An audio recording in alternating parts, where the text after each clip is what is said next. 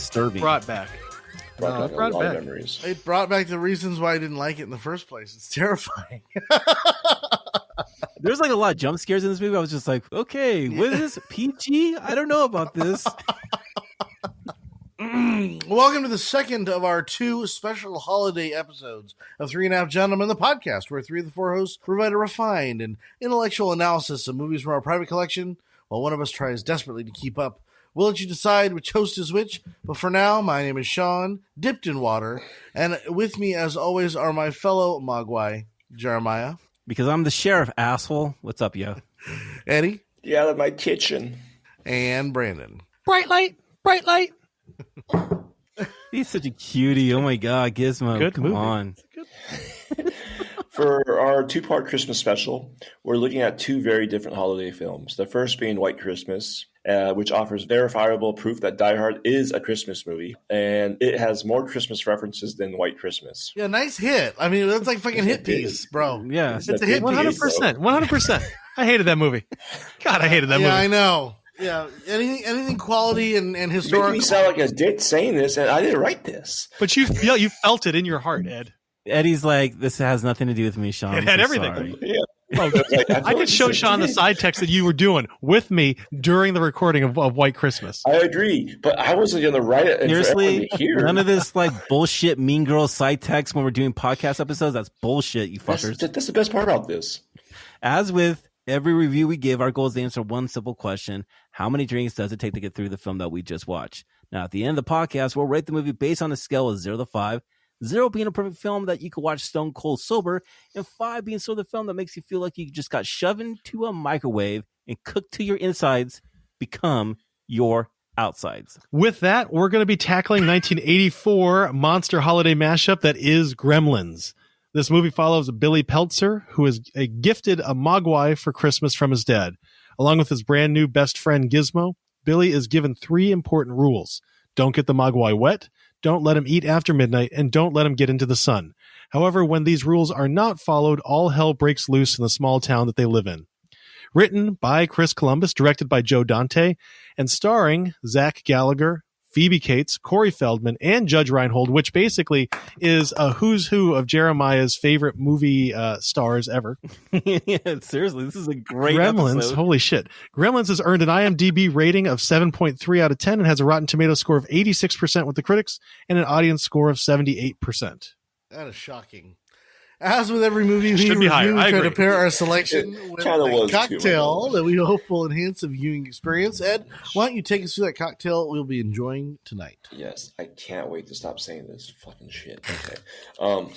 If you really want to test yourself, you should just wait until after midnight to drink some water and eat some chicken wings. Yes. But if you want to drink Sexy. with some bite to it, you can make yourself a gremlin. The Gremlin Cocktail is really simple to make. For this drink, you need to fill a mason jar with crushed ice. Then add 6 ounces of Canadian whiskey, 3 ounces of roses sweetened lime juice. Stir it and enjoy. So that's 6 ounces of Canadian whiskey, 3 ounces of roses sweetened lime juice. Stir up and enjoy. And while you watch out for gremlins messing with all your electronics. Nothing good happens after midnight, so remember that, folks. Ever. Nothing No. ever good happens after midnight, except for sometimes this podcast, which tends I'm to recording get it. wee hours of the morning. I'm recording it after midnight. Let's start. Dive into this movie. So I remember this movie from when I was a child, and I remember I think I mix it up all the time with Gremlins 2, the new batch or the next batch, which I unfortunately also had to watch after this movie because Oh, yeah. you know that's just my personality.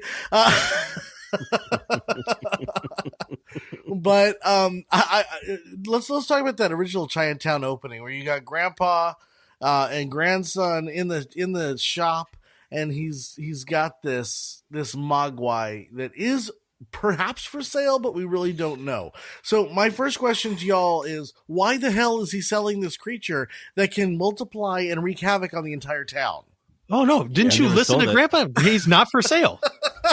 My question before that is, why is the dad buying random shit for his son on Christmas for Christmas? Why not? Why can't he just get the guy a fucking bike? Well, or he's an something? inventor. He's looking for something yes. totally unique and He's a obscure. salesman. That's what you do in the 80s. You're away from your families and you sell. His ideas were on point, but him buying this was totally The not. buddy bathroom, I'll buy it. Well, listen.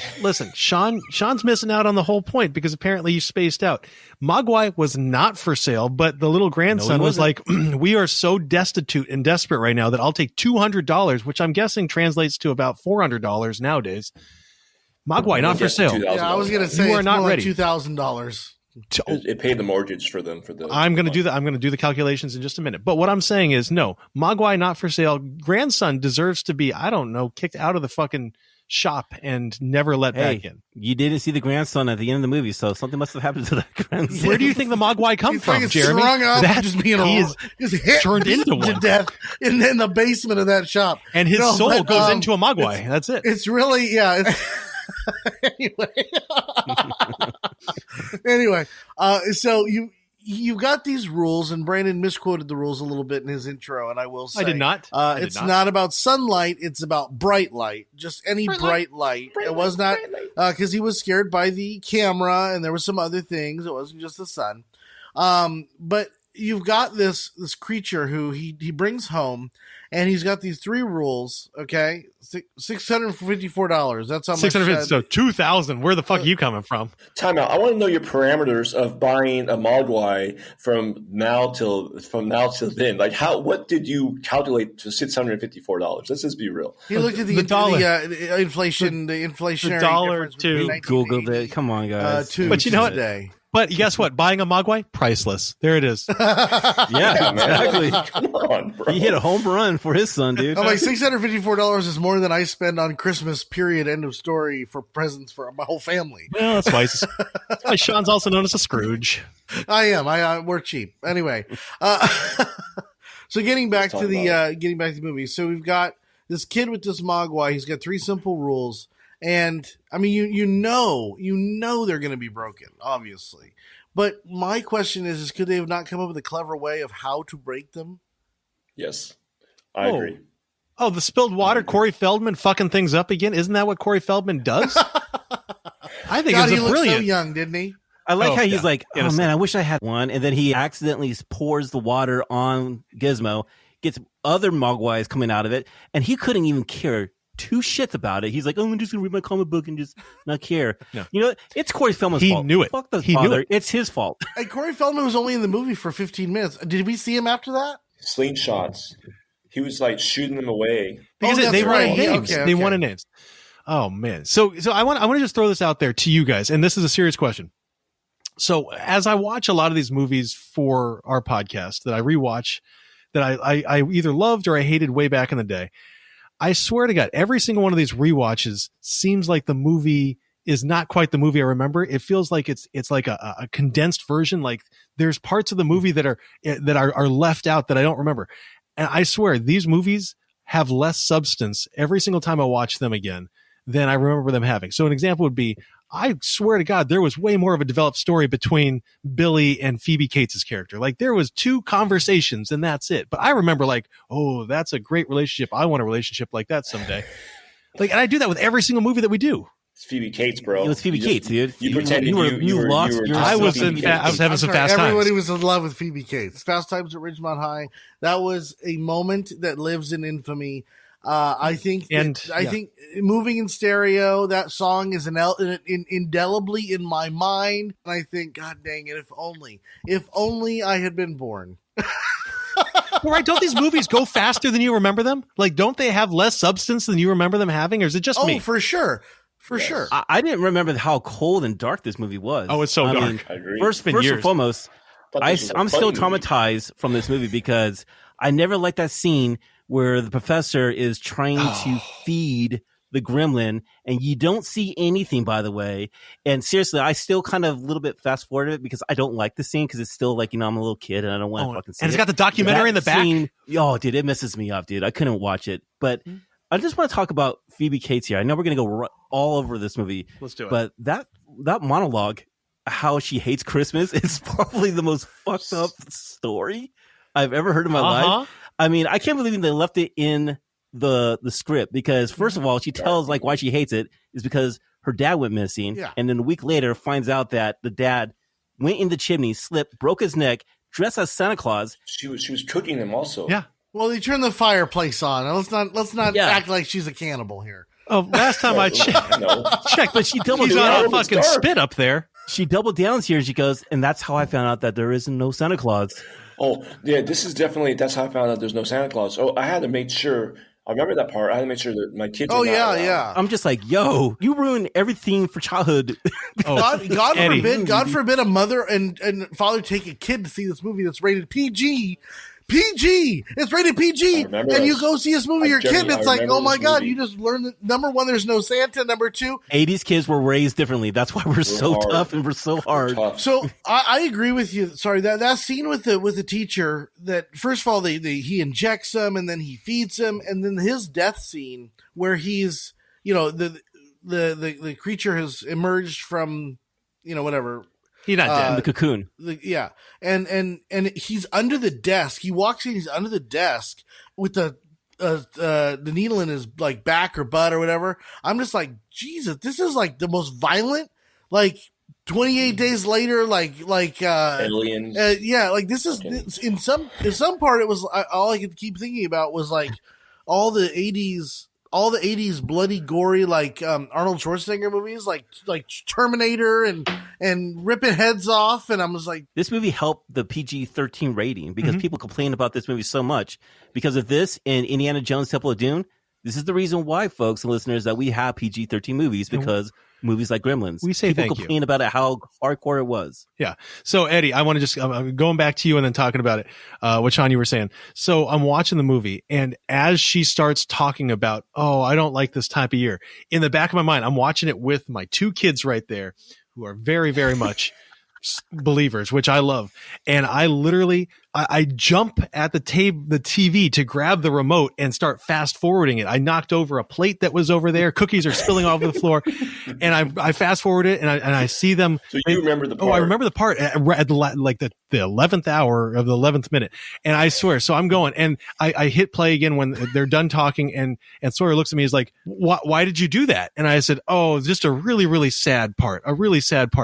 And he's like, "Oh, okay." But no, Sean, go on to what you said.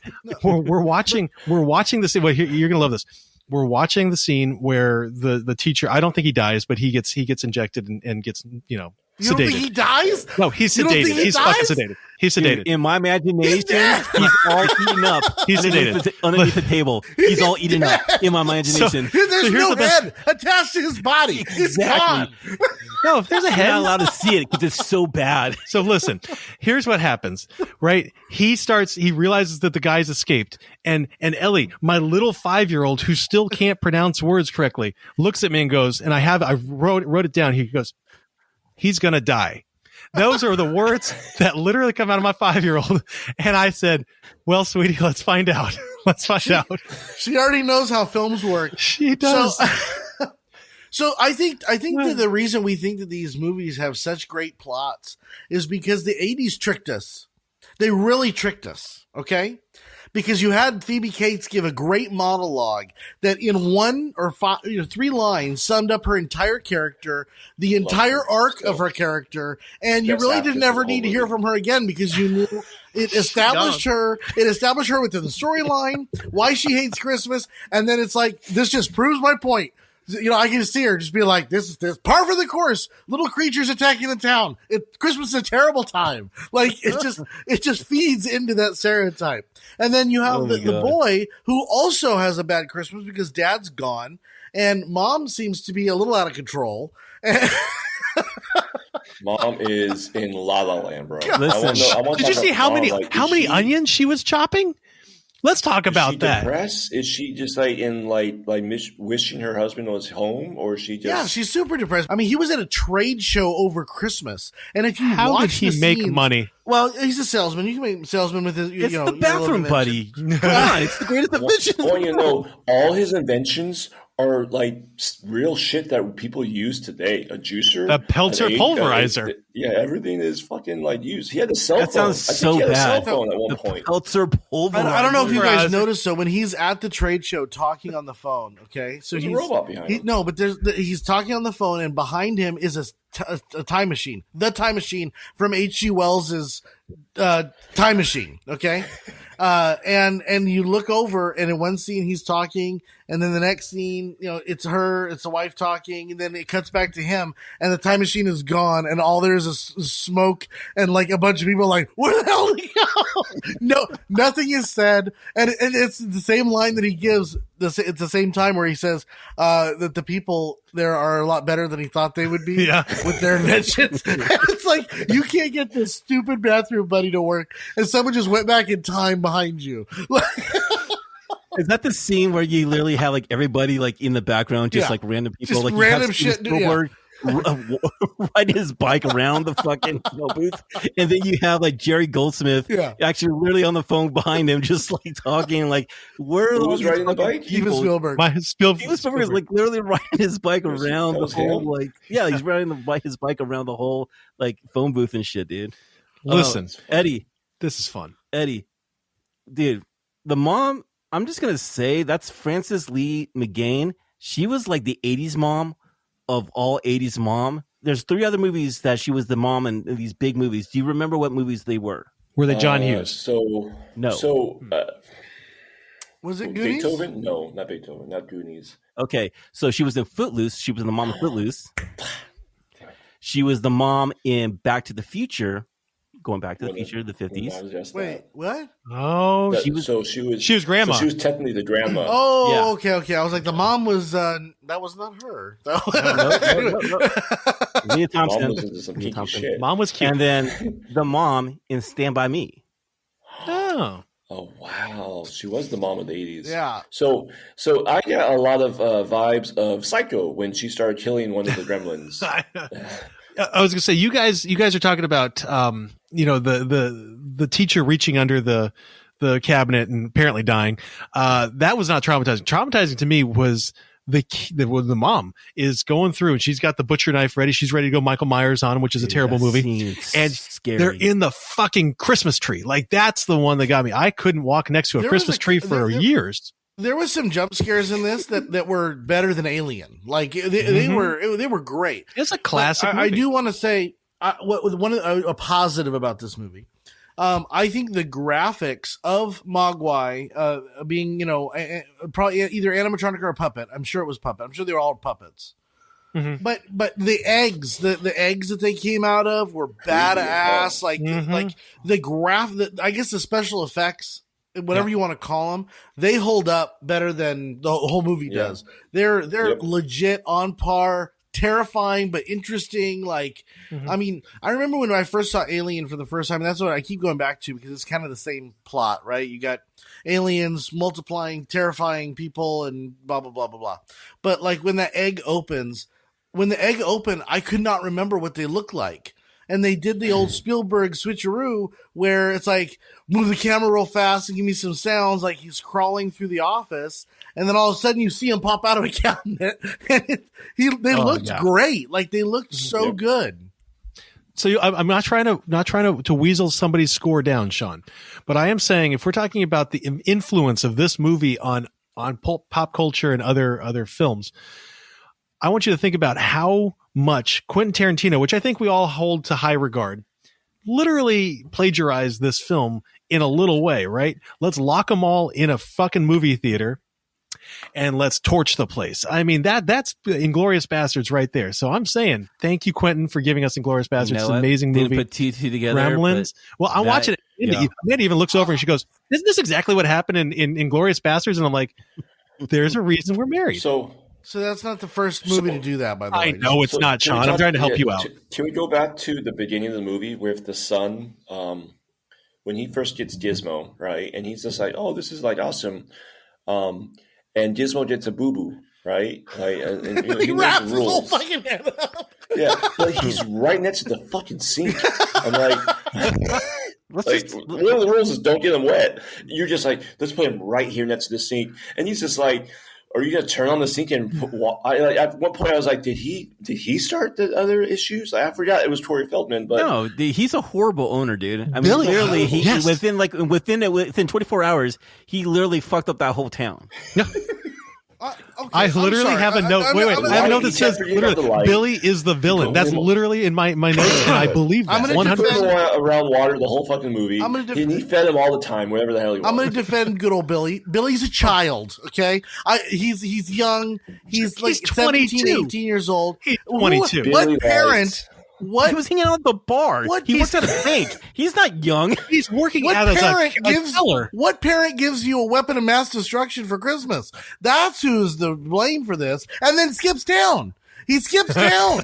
Here's the most dangerous creature imaginable. Don't get him wet, by the way. And I'll see you New Year's. He saw dollar signs when they got wet. He's like, this could be the one that replaces the dog. This is the big one here. Let's bank on this one right here.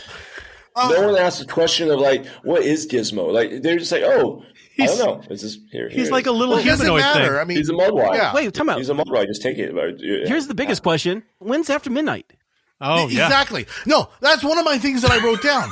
Don't feed him after midnight. Okay, like, so what do I feed him at 11:50? Like, what? Gremlins I mean, 2 talks about this. Is it digestion or not? I know. Yeah, no, but PST, it's always after Central Time. It's always after midnight. After midnight. Do they know what time zone they're in? Because that shit is bullshit. Like, there's no indication. There's no rules. It's Gremlins just free 2 for all. talks about this. Okay, but this is number 1, Brandon, and you can't use 2. Yeah, you gotta get off the new bat shit right there. New bat shit bullshit. Come on. This is Joe Dante's first Gremlins.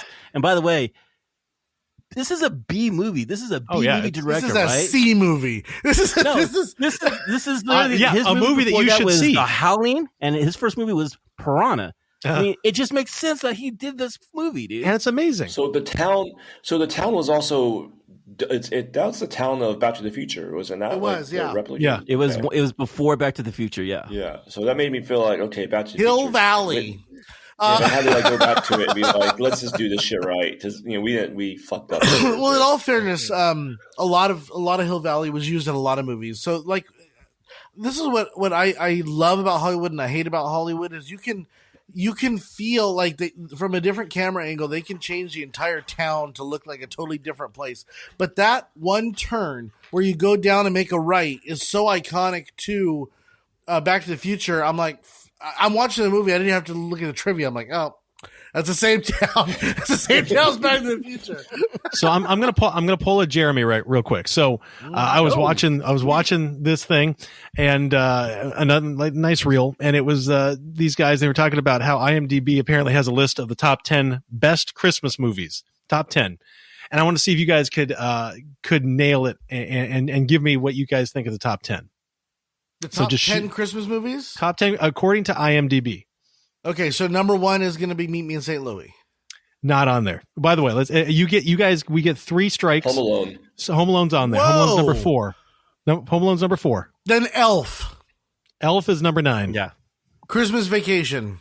Christmas Vacation is number you can't 6. Just say all of them, dude. Okay, Jeremy, go for it. Well, shit, you guys said all the good ones. Well, there's Home Alone also 2. No, that's strike number 2. Christmas with the Cranks. Fuck that. Christmas Story has got to be the number 1. It's Christmas Story. Christmas Story is number 7. I said Santa Claus. It's Die Hard. Santa Claus is not on there. Fucking Die Hard. So you guys have lost, and there's a reason I'm telling you this. Number 10, Gremlins. Number 10 is Gremlins.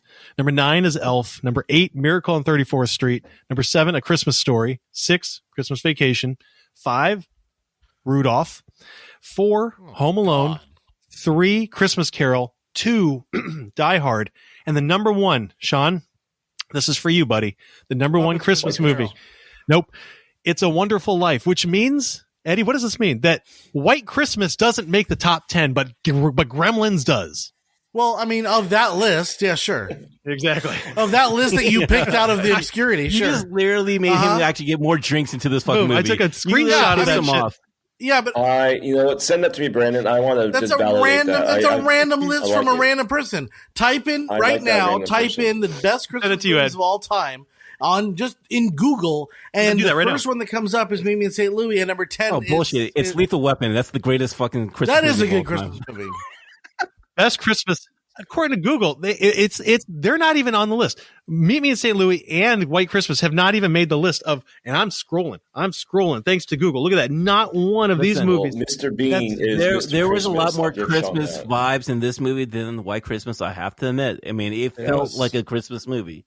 Just horror shit going on at the same time. You know, I mean, that's what was happening. This movie, I remember laughing. I don't know how my parents allowed me to watch this movie when I was little. This was 1984, so I'm guessing I watched this sometime when I was under 5, because I remember this movie very vividly. So, bro, I watched this. We saw the new batch in the movie theaters. Yeah, so I'm like, I remember this movie being funny, and I'm like, bro, this movie, very little funny. There's funny parts, but it's very scary.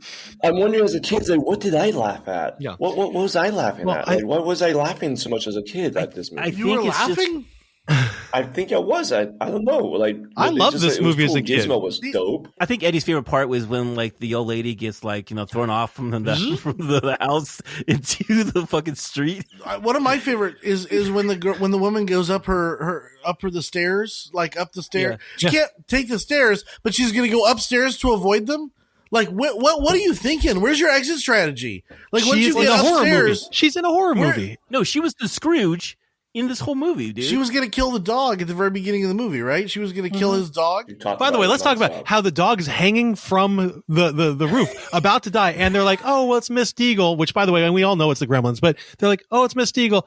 Well, how did he get up there? That's just strange. I don't know. We are so lucky that we even got that version, because the original version, the Gremlins ate the dog. Supposedly in the story, they ate the dog in the in that would the have made original this draft. movie a 9.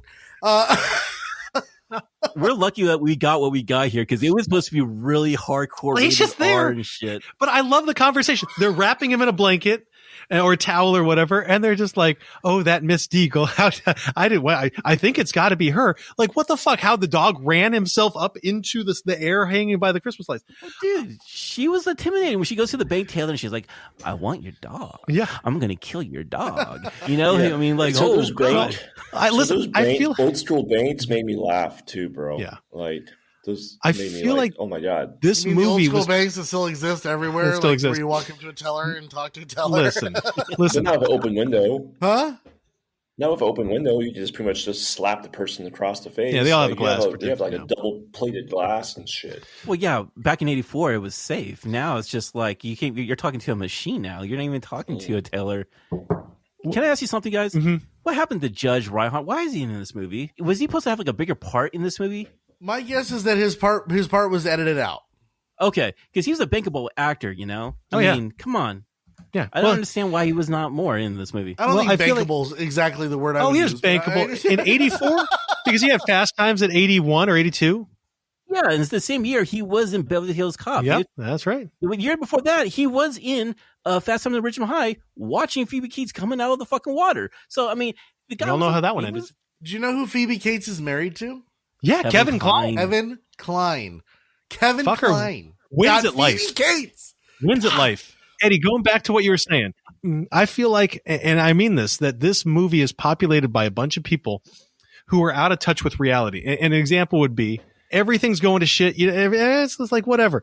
But no, when the dad comes home at the end of the movie, right? He literally walks in the door and he fucking shows up to the apocalypse. And he's just kind of like, oh, yeah, that's, yeah. Dude, well, the cops. Yeah. Like, what the hell? The cops are just like, I really want to go home now. I really want to go home. Oh my God, that's Harold. He's always Santa Claus. He's getting eaten up by all these gremlins. And he's always going. Santa Claus. Just keep going. Oh my God. No, I love it. I love it. Deagle. Well, let's just talk about the fact that he brings his damn dog to go under the bank teller cabinet desk, and nobody says shit about that. Only after the dog attacks, and we have to say it, attacks Deagle. I'm not on Deagle's side, but at the same time, that dog was that was a vicious attack right there. It's not Toto at the beginning of Wizard of Oz. This is like a dog attacks, and they're like, he did attack. I don't remember him attacking. Well, he jumped up. He jumped up. He was eating her sleeve. Not even, really? Oh, dude, he was eating her sleeve. Okay, It's so an attack. Billy should have been Eddie, fired. is it an attack? Billy should have been fired. No, Billy Billy should've should have been been able to fired. have a That dog dog in should've the been taken by- workplace. No, it's Billy, different man. now. Dog Because should've of gone. that time. Voyager. Listen, Animals work now with us. but it did attack Deagle. She deserved it, but still. Yeah, you're Dude, literally gonna get hate. Billy mail. Billy is Mr. B movie for his career. Like, this guy is in every B movie possible, like C movies. What are you talking about? Mr. Futterman? Dick Miller? That guy's like in seriously like every fucking 80s, 90s movies that we grew up with, man. Yeah. C B movies, bro. Like I love- everything's This is a 3, B 4, movie. a This 5. is a C movie. Joe Dante is the king of what's the other movies that he did this in this decade? The Burbs. I mean, he's That's a great literally movie. the fucking king I'm talking of about B the movies. Billy. I'm talking the Billy himself. Oh yeah, Zach Galligan. Whatever his name is. Yeah. Yeah. Listen, I love that the Futterman is drunk off his ass, and they're walking him to his tractor to go drive. And then finally at the end, at the last second, she's like, maybe you shouldn't drive. And then he's like, yeah, you know what? I probably shouldn't drive. Man, if it was a different time. Different. It was a track. different I tell time. But just imagine him with his little bulldozer, John Deere, going down the street as he's drunk out of his mind. I remember hearing my cousins lived in a rural area when I was growing up, and I remember them. They were older than me, and they were out drinking by the barn, and the cop followed them home and made sure they got home safe in their car. And then like told the parents like, hey, your boys were out, roughhousing in the barn. Like, I mean, it was just a different time, a different America. That's why Sean wants to be like a local cop in a small town because he loves shit like that. Yeah. He's just like, oh my God, that's the Smiths right there. They're always going in and getting in trouble and shit. No, I'll bring him back home. He That's wants my to just be able to dream, look at a is kid and be like, this is now your it's warning. like you get 15 DUIs and it costs you $15,000. You're never going to college. Yeah, good luck ever fucking driving again. You gotta walk everywhere you want to go for it. Say hello to 15 this bike. DUIs? That's pretty bad. 15 DUIs? After 15, you might need to fucking gut it. Oh, God. So my theory here is there was only one bad Mogwai. It was Stripe. Stripe. Okay. Yeah, all the other ones I feel like were. I mean, if you even look at Gizmo, he was doing some like they're very. They don't know life, so they learn right away and they do something bad until the owner says no, stop it. So even Gizmo at one point was doing something stupid. At one point, it's like, hey, stop it, Gizmo. But it was Stripe, and it makes me feel like. So are they personalities of Gizmo, or are they different? Like the bad seeds of Gizmo. The original way was that Gizmo was supposed to turn to a gremlin. Yeah, he was Stripe. supposed to fight. He was supposed to be Stripe, and he was supposed to fight as a gremlin versus gremlin or something like that. But that never happened in the movie. Well, so that would have been pretty cool because it would have been like like your evil side versus your good side and everything like that. And I guess from Mogwai means like the demon or demons in Cantonese or something like that. So it does have that kind of like good versus evil type of thing. And I kind of wish it would have done something like that because that would have been pretty cool. Spielberg said that they had to keep Gizmo regular so that you had someone to root for. And you know what? We did. That's Spielberg, dude. Spielberg was like, you know what? Yeah. I'm 3 steps ahead of this shit. Yeah. I'm going to make this fucking good, and you're going to make a lot of money. This is IP here. Let's not ruin our IP. Let's not ruin our IP by killing all the gremlins. We can have Gremlins 3, Gremlins 5, Gremlins in space. Gremlins in space. Listen, of course, the dad was thinking about making money. Yeah. So 100%. Yeah. No, so I'm thinking of the most iconic, like when I was thinking about watching this movie again, I haven't seen this movie in probably 12, 15 years. And when I think about Gremlins before I watch it again, I thought about one scene, and that was the end scene where they're in the store, right? The, whatever you call it, the outlet store or whatever. And you've got Stripe who is flinging the saw blades at Billy. You got the batting pitching machine going off and just completely demolishing Billy. To me, that is one of the best creepy moments in all of movies. And I know we talk about this as we're doing it as a holiday movie, but this is a legit scary movie. We talked about that with the teacher, talked about that with the mom and the house and the attack of the house. But that store, I want to talk about the store and how tense and how, on edge of the seat, Joe Dante made that scene. And I just think that it's quality filmmaking for what it is. And I know, Sean, and I'm trying to sell this movie a little bit. I loved it. It's not a 0 or 1 or anything like that, but it's a well-made movie for what it is. And I just want to get your thoughts on the store at the end and how they set that up. what's really good about what you see in the movie is that you don't really see the Gremlins too much when everything's kind of happening. And when those jump scares do happen, it hits you right in the face. It hits you so hard that it literally makes your heart jump and everything. So it does have that jump scare. It does have like, what's going on here, but it also has that cute thing going on. I don't know why, but having Gizmo driving that Malibu fucking car or Barbie car is the funniest and greatest thing in the world I've ever seen in my life. I know it's stupid. How does Gizmo fucking drive? I don't give a shit. He's fucking going. He's going to save Billy. And it's the greatest fucking story, dude. Preach. What's hard about to score these movies, especially from a podcast perspective, is they're not these cinematic masterpieces, but you do see the talent of directors come through.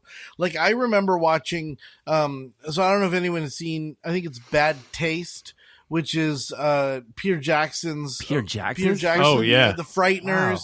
Wow. Okay. But, so I think Peter Jackson is one of the greatest cinematic directors of all time. But if you look at his early work, they're trash. But this type of movie is hard because it's supposed to be a little trashy. It's supposed to be a little cheap and tawdry, and it's supposed to be funny but scary. And obviously they went for the laugh when you have a Gizmo driving the Malibu car. Yeah. Stripe is obviously the antagonist running around, being an asshole and jumping in pools. Yeah, just doing shit, and you're just like, it's hard to. They didn't try to land the plane with dignity. You know what I mean? They just landed the mother plane. But there's also a lot of life lessons in this movie.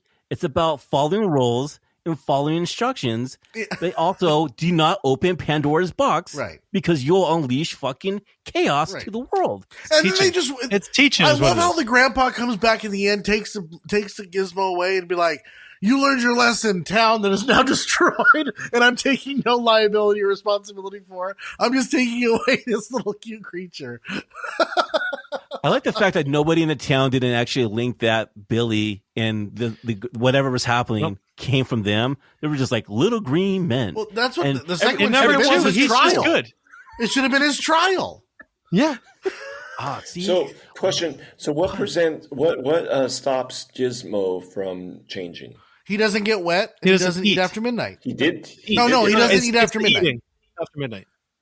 He's good. He was offered wings, but decided that he was not hungry. That's it. No, he decided that he was going to follow the good of the world. And this is Spielberg, man. You've got the good that we root for. Is this PST time? What's midnight? Where are we talking? Well, and I mean, even the Gremlins, what they did was they chewed the cord of his alarm clock. I'm sorry. How do you not know what time it is? Like, I mean, reasonably. It's Sean, not 7 o'clock. It's because we have these things, these phones that everywhere we look, there's a phone or a time. At 1984, baseball phone cover. Do you have a baseball phone cover? I saw that too. Right there. No, badass. It says I'm out throwing strikes. No longer throwing strikes. The clock that was on for Billy, the clock that the last time it showed, it wasn't close to 12. No. It was like 9-ish or whatever. So it makes me question, like, Billy. No, it was 11:35. It was 11:35. When you looked over at the time, when you looked, was it? It was 11:35. And here's the thing: the Gremlins went out and they did Gremlin things like hang up Barney the dog by Christmas lights, and which, by the way, here's the thing that doesn't make sense. So they went out, they hung up the dog so that Billy goes over there and gets that, and at that point they chew they gnaw the cord, which is so crazy and stupid and pointless. And I'm going to go ahead and give Sean some ammunition right here. Why did they have to worry about like a prison break to go out and hang up the dog, which who knows how they did that, when they could have just literally been like, ooh, one's going to scoot behind the little wardrobe and chew a wire. It doesn't make a whole lot of sense. Time. Also, by chewing the wire, it wouldn't still show the previous time. It just shows no time. Well, no, it was an analog clock. It wasn't a digital clock. Back in the day, Ed. Oh. See, the big hand and the little hand, they stopped on the clock. The big hand and the little hand. See, I thought it was analog. I thought it was like the old clock that our mom uses, where it's like, the old the flip. He's talking about the Radio Shack fucking clock that everyone used to have special. back in the day that our mom still rocks to this day. Hey, I would still rock it if I had one. I'd still rock it. Let's just let's just admit this. I believe that a bunch of people sat in a room and said, okay, what can we get these gremlins to do? Screw the storyline. Just what can we have them fun, that's fun and exciting and dangerous and horrible? What can we have them terrorize this town? And they used it all.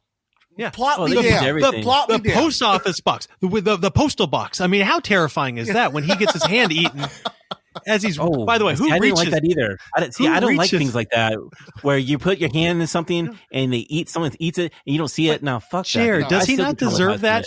When the letters get thrown out, he literally is like, "Ooh, let me find out why these letters are getting thrown out by reaching." It. He deserved that. Up by the priest. The priest is just like, "Oh, you go ahead, son. You go ahead and put your mail in there." And then the priest knew exactly like there's something going on. Yep. The mailbox is spitting mail back. You know, I mean, there is something going on. Sounds like there's an animal in there. Yeah. But you know what?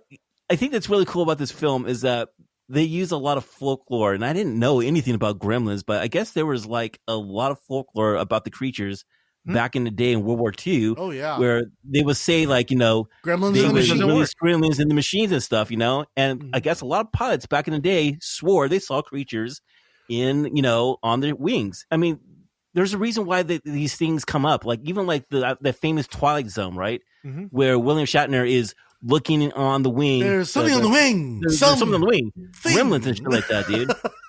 I'm just saying. Yeah. Well, I mean, so much of quote unquote horror came from Twilight Zone too. I mean, Stephen King and Twilight Zone basically made the 80s a scary, scary movie place.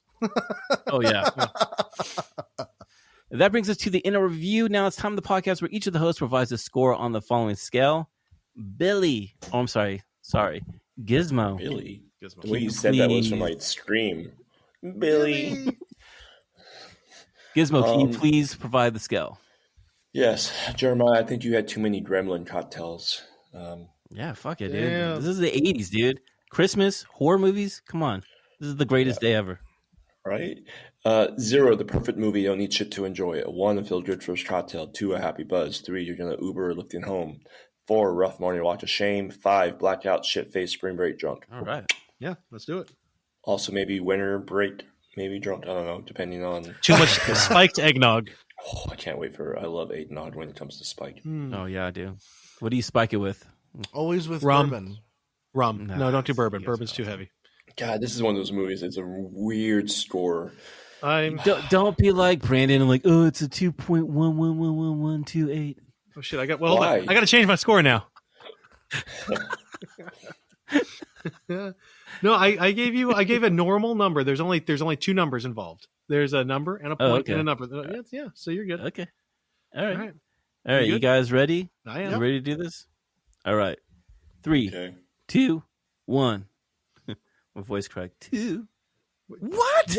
Sean, fuck you. God, fuck you, Sean. He's still mad from last week's. Oh, come on. Wait, Eddie, what did you put?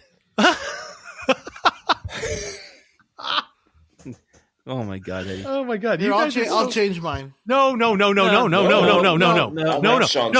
not. All voting. No, all in favor of Sean not voting or not changing. I don't want the Gizmo score. I want the Gremlin stripe score right here. All right, I'll go first. Yes. I'll go first. Please do.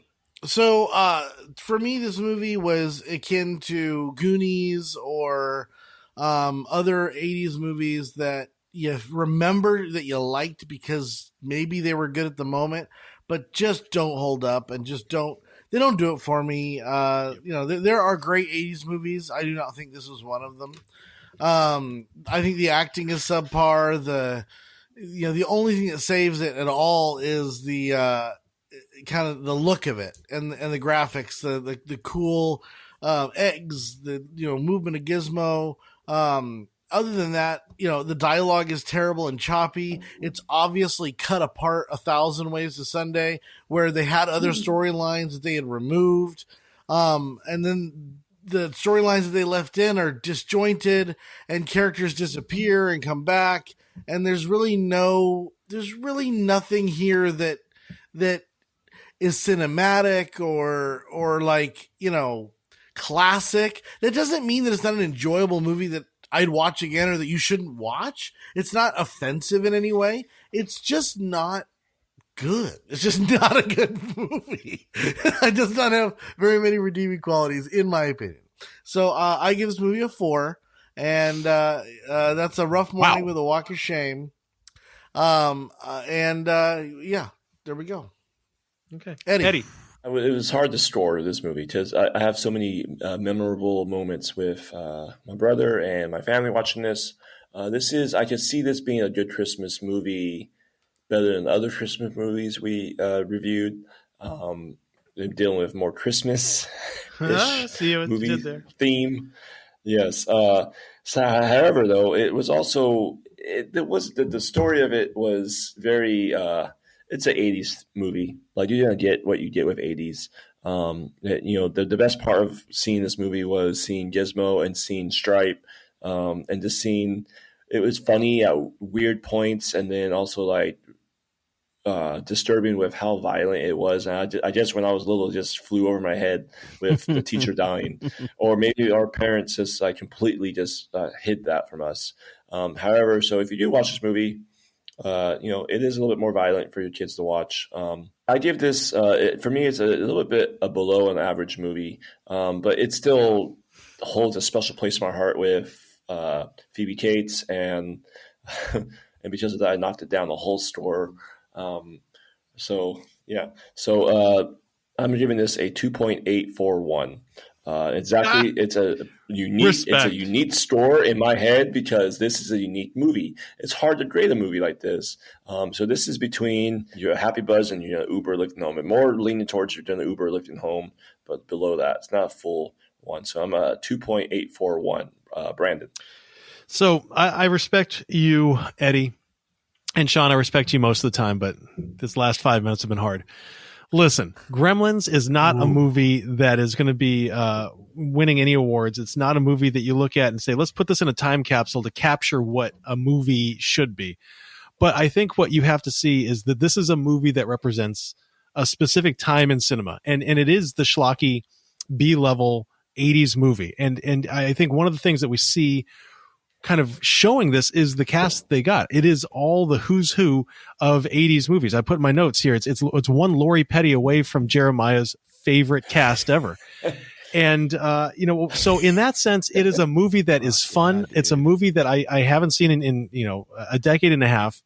And it's a movie that when I saw it, I said, I want to watch this again in a couple of years. I don't want to wait 15 years to watch it again. And it's because it's fun. It is fun in a very perverted way. Absolutely. It's very much a horror movie, but it's also just a movie where you can just kind of let loose. I think of it as like, have friends over, have some drinks, watch that movie, and, play a drinking game. Every time a gremlin does something fucked up, get your ass drinking. It's a fun movie. I think I take it a little bit opposite, Ed. I think that it's a little bit better than an average movie. I don't think it's a 0 or a 1, but I do think it's a happy buzz for me with a tiny spillover. So I'm giving it a 2.3. It is a fun movie to watch, and I respect Sean, though right now I don't agree with him. Jeremiah, round us out, buddy. This movie comes from the class of 1984, right? Like Ghostbusters, Terminator, Karate Kid, Gremlins. It's forever a part of our pop culture. And you know what? There's a reason why they always do remakes of these movies. I'm just saying, this movie doesn't make any fucking sense. But they just don't make movies like this anymore. I'm sorry, dude. It's fucking pure madness. It's crazy, gruesome. It's a comedy. It's horror. And it has the Christmas spirit, yo. It makes the movie so much fun to watch, dude. Yes, it does. I'm not sure where the Christmas spirit comes in, but okay, I got you. Dude, come on. Gremlins singing Christmas carols. I got more fucking Christmas parts. Dad's dying in the fucking chimney. Yeah, it's real festive. It's a Festivus for the rest of us. And he dressed like Santa Claus. He dressed like Santa Claus. I mean a lot, actually. Go ahead. I'm sorry. It's your time. Hey, it's a fun movie. It's a crazy movie. Like, again, they don't make movies like this anymore. And you know what? I'm thankful for that. I'm grateful for that because we got to be a part of this movie, a part of our culture, our life. You know what?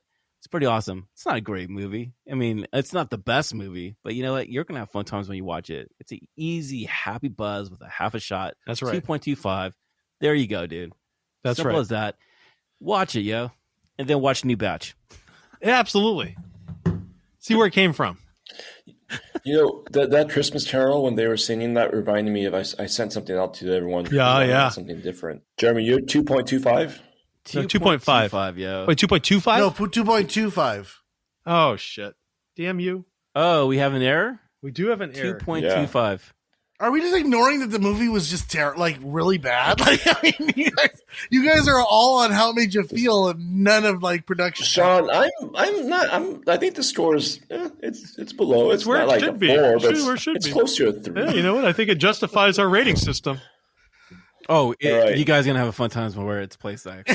All right, Ed, when you take those 4 scores, including my 4, and divide by 4, what does Gremlins get an average rating of?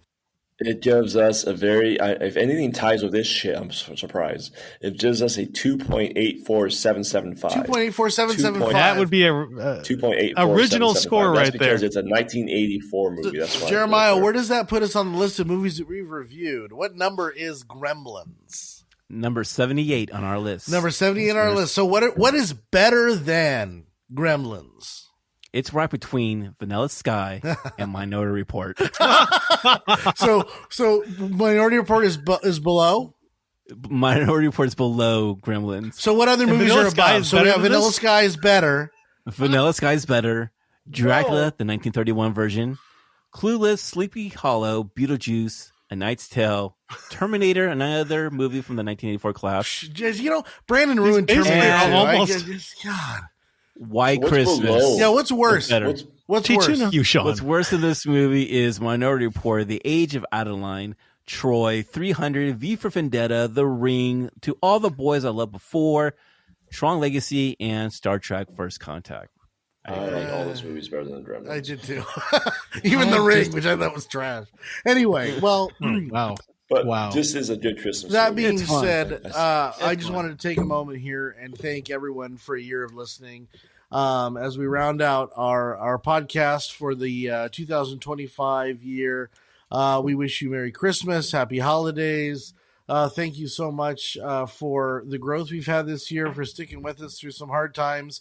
And from me and all the guys here at 3.5 Gentlemen, we really look forward to 2026. And 2025. I just skipped 2026. You're Sorry fucking about that. everywhere. We're jumping ahead, man. We're wrapping up 2025 Yeah, and going sorry to about 2026. We will release this in a year. over here, bro. My bad. In So this jumping time. we're really looking forward to starting fresh in 2025, where we're going to bring you a little bit of a change. We're moving into the YouTube space, and you're going to be able to see us talk for the first time, and it's very exciting for us. Very, very nerve-wracking, and so we hope you'll enjoy us there as well as everywhere podcasts are broadcasted. So once again, thank you all for listening, and Merry Christmas. Merry Christmas. Happy Merry New Year, Christmas. everyone. Happy Cheers. Happy holidays Merry Christmas. and New Year and life. Come on, that's one of the greatest songs, like scores. Dun, dun, dun, dun, dun, dun, dun. I'm going to have to say...